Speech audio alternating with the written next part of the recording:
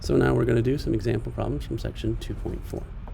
The first one we're going to do is, this is number 22. We're going to subtract these complex numbers. So 11 minus 2i minus a negative 3i, or negative 3, sorry, or plus 3, minus a positive, or minus 6i, and then we combine like terms. 11 plus 3 is 14, negative 2 minus 6 is minus 8i, and you're done. That's your final answer. Okay, next, still just like terms, right? We're adding this, so effectively we don't have our parentheses there. It doesn't make any difference. So we have 22 plus a negative 5, or 17, real number portion first, right?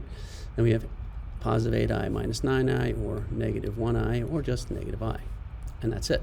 Just combining like terms. Real with real, imaginary with imaginary. Multiplying. Well, we distribute, so 6 times 2 is 12. 6 times negative 3 is negative 18i. Negative 2i times 2 is negative 4i. Negative times negative is positive. 2 times 3 is 6i squared. Don't forget that I squared is equal to negative 1, which means we're looking at 12 minus, well, 18i and minus 4i we can put together as 22i, plus 6i squared becomes minus 6. Combine the 12 and the 6, whoops, 12 and the 6, 12 minus 6 is 6, minus 22i, and that's your final answer.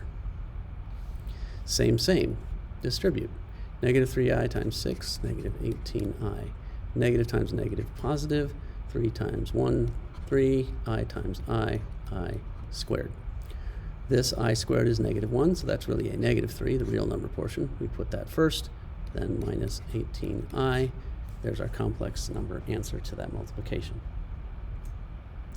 Okay, this we're going to multiply by, so we're going to divide by 2i, which means we're going to multiply by its conjugate. So we're going to multiply both of these by negative 2i. Top and bottom. So by the same thing. So the conjugate of the denominator. By the way, I'm going to go ahead and make this 5 negatives. Going to make my life a little bit easier in the end. Okay. Negative 5 times negative 2i is a positive 10i over 2 times negative 2 is negative 4i squared, which is 10i over, i's aren't going to cancel. Here's what's going to happen. We're going to have I squared, which is negative 1, which makes this a positive 4. Another way to look at this is 0 squared plus 2 squared, or just 4. Now 10 fourths is reducible to 5 halves I, and that'd be your final answer. Now this next one is a little bit more complex, in that I'm going to multiply by the conjugate again, 1 plus 2i over 1 plus 2i. The conjugate of the denominator, because remember, I don't want to change the fraction, so effective I'm multiplying by 1. Now, this 1 minus 2i times 1 plus 2i is the same as 1 squared plus 2 squared, the magnitude, right? So 1 plus 4, or 5. So I know that this is all going to be over 5. Then I'm just going to distribute, that is multiply like normal. 8 plus 16i minus 7i minus 14i squared, which means I have, now remember this minus 14i squared, that's really plus a 14, so 8 plus 14 is 22 fifths, that's the real number portion. 16 minus 7 is 9, so positive 9i, but still divided by 5. That's it. Solve the quadratic equation. So we solve it.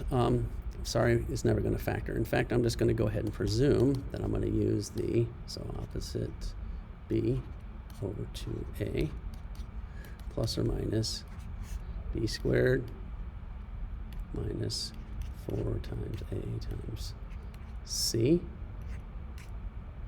over 2 times a.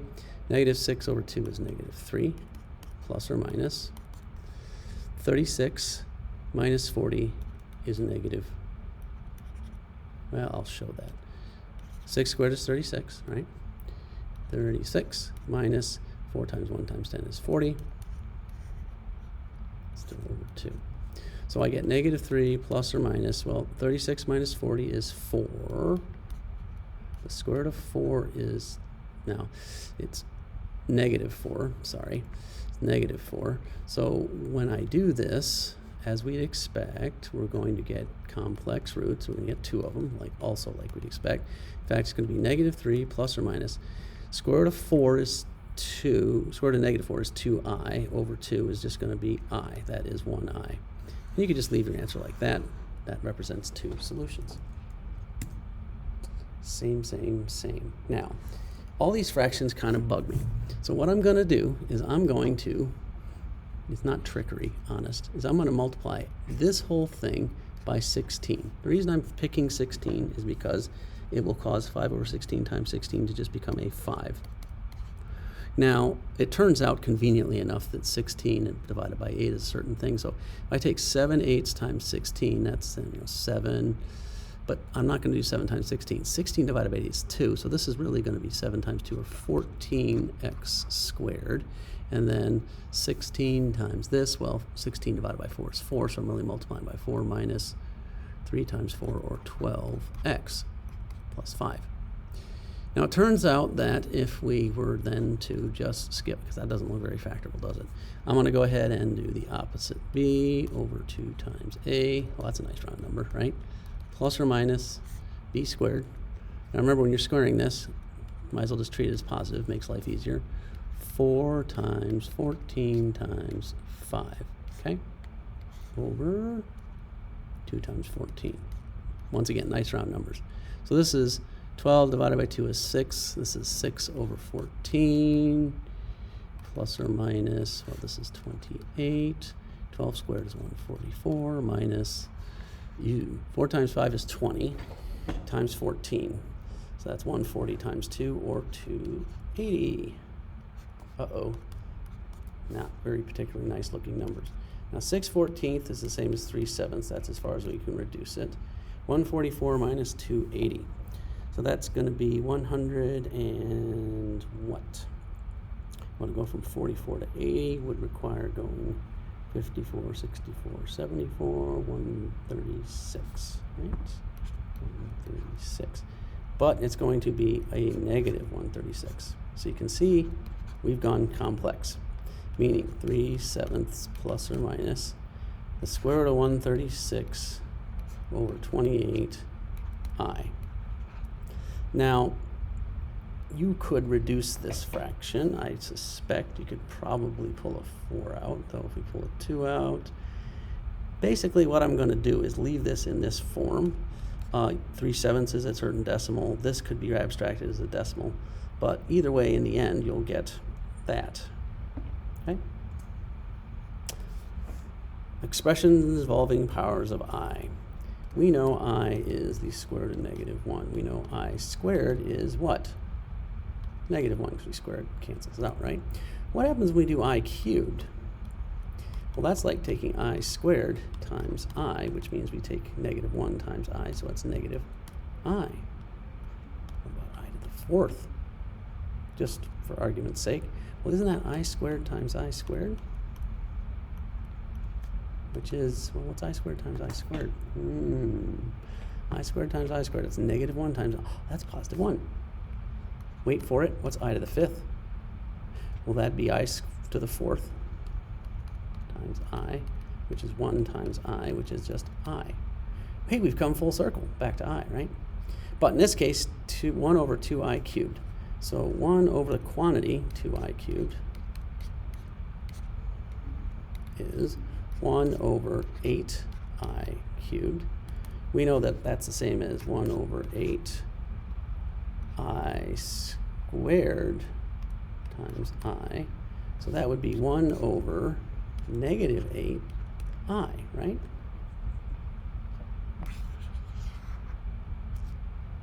There you have it. Simplify the complex number and write the result in standard form. So that's 1 divided by 8, negative 8i. So I don't think we want to leave it like that, do we? Because we're dividing by I. So here's what we're going to do. We're actually going to do this division and see what we get. So what is 1 divided by negative 8i? So this is kind of the, what the heck do they mean by standard? A plus bi form, right? So what that means is I'm dividing by this, so I'm going to multiply by the conjugate, which is just 8i, right? So that's easy. I get this up top. What do I get on the bottom? Negative 8 times positive 8 is going to be negative 64. I squared is going to be negative 1. So negative 64 times negative 1 is going to be 64. 8 over 6. Hey, wait, 8 goes into 64 evenly. So this is going to be I, or 1/8 I. Okay? And that is that for examples.